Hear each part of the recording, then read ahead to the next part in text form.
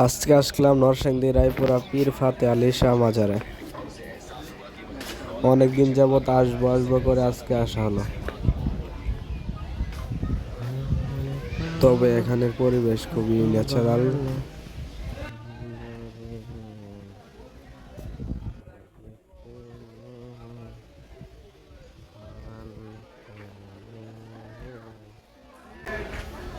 এটাই পীর ফাতে আলী শাহ মাজার।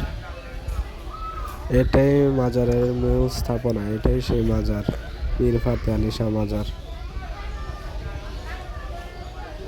যারা গান ভালোবাসেন, বাউল বিচ্ছেদ, তারা শনিবার মঙ্গলবার আসবেন, অবশ্যই ভালো লাগবে।